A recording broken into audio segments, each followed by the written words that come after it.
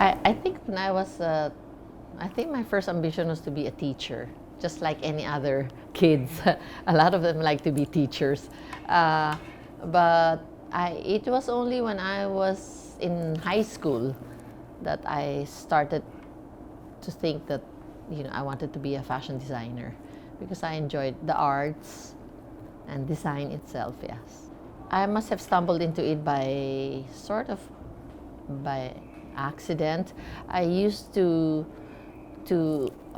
my mom would actually bring us to a couturier or a dress shop, but eventually I would actually buy my own materials and start to design something for myself, yeah. And I found my own person who could, a dressmaker who could actually help me execute my designs, and I think that started it, yeah. Probably I am already drawn into arts, and during my time there really was no fashion school. There was no fashion school. There was no fashion school in the Philippines, anywhere in the Philippines. But we do have art schools. So I went to an art school, fine arts, in University of Santo Tomas.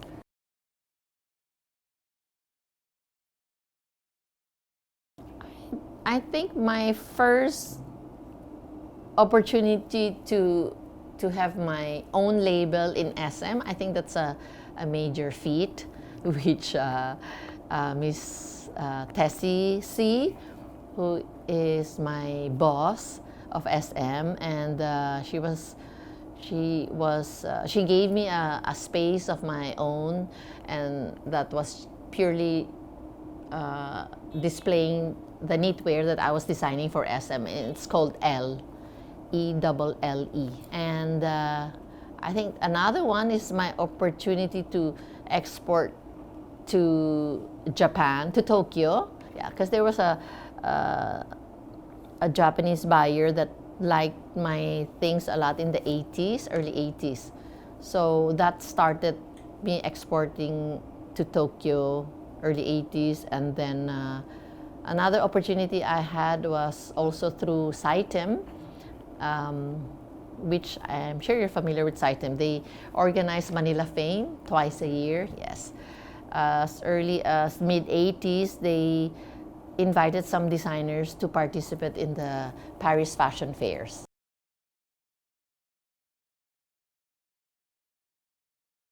It's very easy to find inspiration. What is difficult is trying to translate it into clothing or into fashion, not exactly clothing, but into the product that you are trying to make.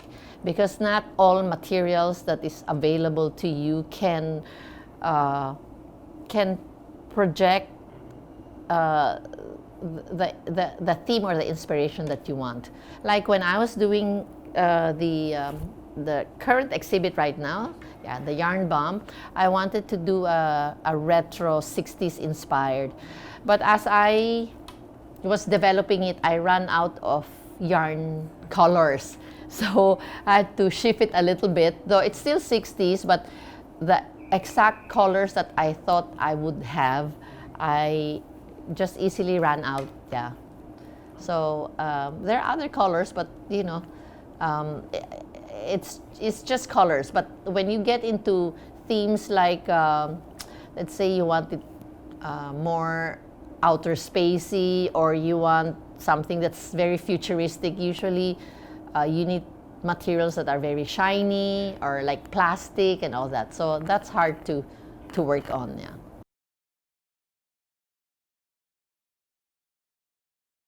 I think the struggles as a designer, did I struggle? I think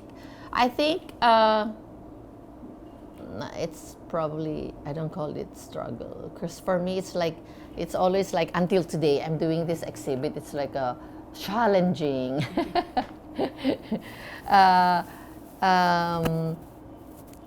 Oftentimes it's materials. We lack raw materials here for us to be able to have more variations in product development. I think technology also, we're a bit late. Even though you go back to craft, there must be some new technology in terms of materials. Yeah. Though we still have the usual raw materials like natural materials, cotton, silk, our own indigenous materials. But it would be nice to have some high technology materials. Yeah.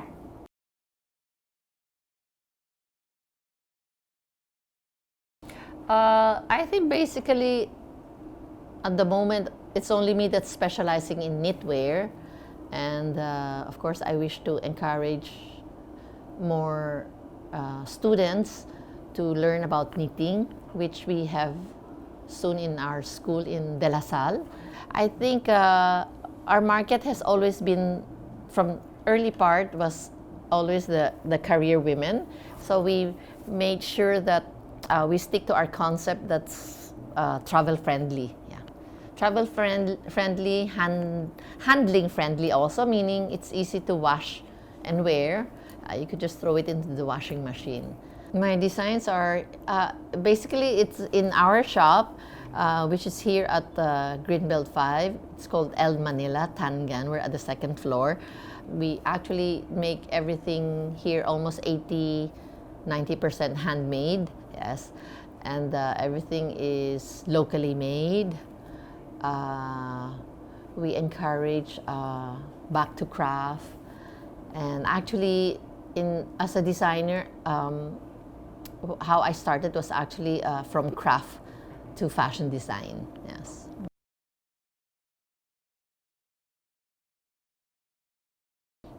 I think I don't balance. I think I don't try to balance. I never thought of balancing. It's just very spontaneous that I think I just play along the way on a daily basis what I can achieve. I try to accomplish on that day. And then if I suddenly feel hungry, I eat. Suddenly I feel I miss home, I'm going home. I have no pattern. I don't really set schedules for myself. Right, Jess? Right. She agrees. But of course, my kids are priority. Hello. I'm the sweetest mom. Married life means you have to spare some moments with your partner. So, so I do spare moments with my partner. Okay. But I have a very understanding partner because he knows that I need my space, my time. Being a mother, I think I enjoy being a mother because I like children from the beginning. So I never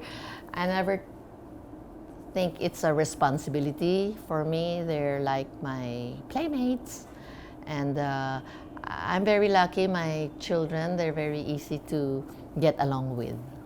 I think I did spend enough time with them when they were younger because I tend to bring them out with me most of the time. Yeah. So they're used to my friends, and most of my friends know my kids until today. They ask for my kids, even my kids are in their 30s.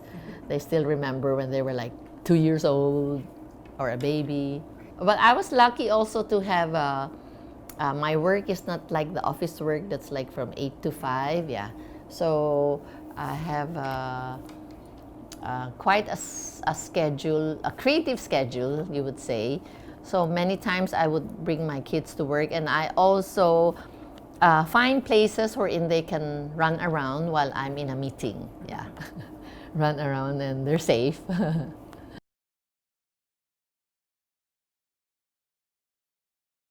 No, I don't think of the future. I mean, in terms of what, okay, in terms of what I, because being a designer, you make clothes for your customers. We are in ready to wear, but I would say that being living in present doesn't mean that you forget about your responsibilities. And I think I'm very responsible in terms of my profession. I make sure that my customers don't come back with returns, which we do get returns, but I think in my last 30 plus years, we probably have gotten maybe 10 returns. Yeah. So, which is very little. Maybe two stressed out customers in this many years. Yeah. So, I think it's that's one thing that's important. You have to be responsible with whatever you do. Yeah. It's still living the present, but what I meant is I don't really think too far.